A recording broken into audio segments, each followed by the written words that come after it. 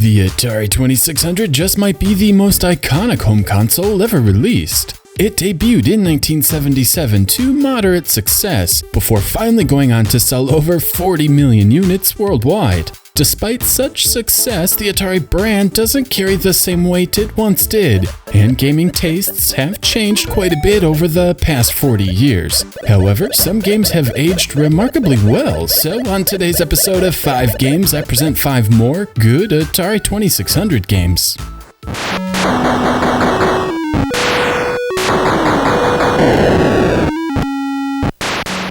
Star Wars: The Empire Strikes Back was developed by Parker Brothers and released on the Atari 2600 back in 1982. This was also the very first licensed Star Wars video game. While historically important for sure, let's talk about the game itself. Basically, you fly around in a snowspeeder and have to take down the Imperial Walkers. From a visual standpoint, Empire is quite the looker. The Imperial Walkers are huge and even have animated legs. The foreground moves faster than the background, giving a simulated parallax effect, offering a sense of depth. The audio is nice too, with a constant thump of the walkers adding a bit of tension to the blaster sounds. Unfortunately, the gameplay itself is just average. Your goal is to protect Echo Base from said walkers. A radar at the bottom lets you know how close they are, and you simply shoot the top half of the walkers to take them out. And you have to hit them 48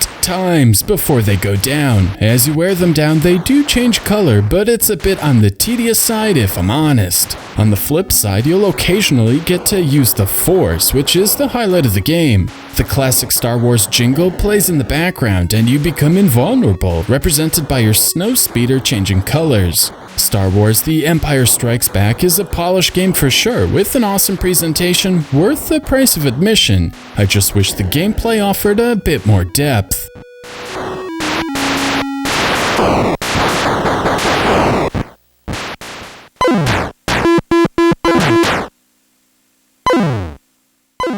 Next up is the classic title Berzerk from Stern. You play the role of an anonymous humanoid, and your job is to take out an endless amount of robots hell-bent on your destruction. On the surface, this is a fairly simple game, but there is actually a bit of depth to the gameplay. First, you can't touch any of the walls, or you'll get zapped rather violently. This means you really have to pay attention when avoiding incoming fire. However, this also means you can lure the enemy robots into the walls rather than shoot them. Of course, all of this must be done quickly, because in no time at all, Evil Otto will appear and he doesn't abide by the same rules. Oddly, Evil Otto doesn't seem to appear on Game 1, so switch to Game 2 for a more challenging and authentic Berzerk experience. Berzerk is simple for sure, and your only incentive for trying to clear enemies before leaving the screen is points, but the solid gameplay mixed in with a plethora of classic video game sounds make this one a lot of fun.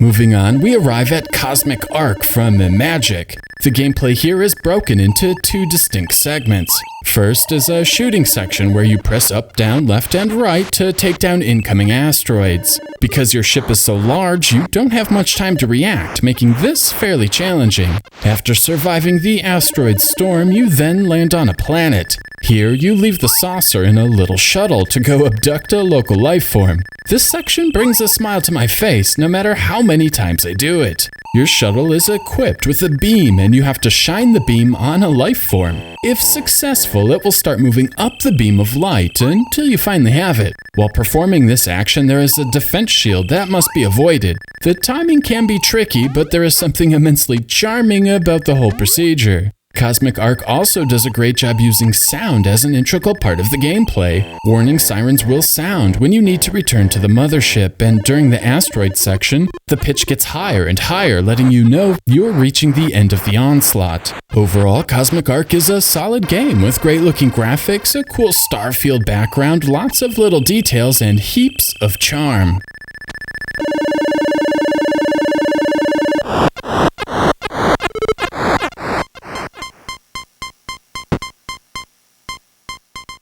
Next up is Data East's Lock and Chase. This, of course, is a Pac-Man clone. You play the role of a thief, and your goal is to steal all of the loot in a vault. Of course, things aren't that simple, and there are 4 policemen hot on your trail. Once you snatch all of the money, you can finally exit the vault at the top of the screen, and the adventure begins anew. As a Pac-Man clone, there isn't much to say here. The layout of the vault is nice, featuring tricky outer areas and inside areas with plenty of outs to the chasing policemen. Bonus items will also appear in the center of the vault, offering some extra points. With each passing level, the policemen get tougher and smarter, and you'll find it easier to get trapped if you aren't paying close enough attention. The main gimmick is your ability to close off sections of the map, up to 2, but I really struggled to put this feature to good use. Finally, I have to say Lock and Chase runs extremely smooth. The complete lack of any flickering is really impressive and gives the game a very clean look. If you're tired of Miss Pac-Man for some reason, Lock and Chase is a very good alternative.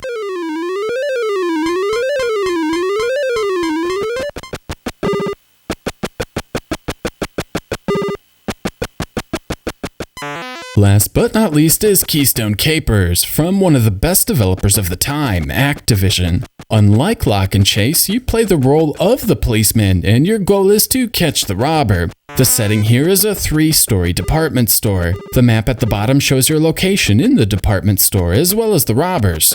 Basically, you make your way from one side of the store to the other, and then take an escalator to the next floor.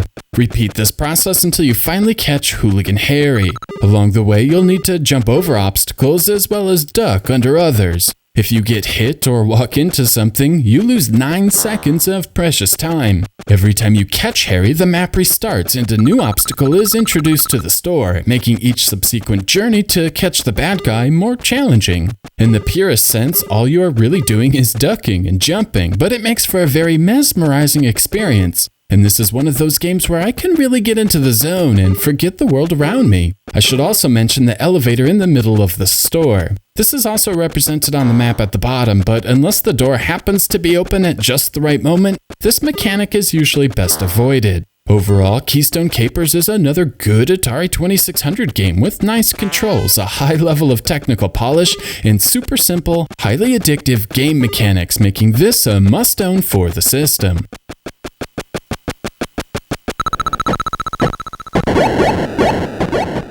So there you have it, 5 more good games for the Atari 2600. Now, this is not a definitive list, nor is it intended to be a best of, and the Atari 2600 has far more than 5 good games, so be sure to leave a comment and let me know some of your favorites.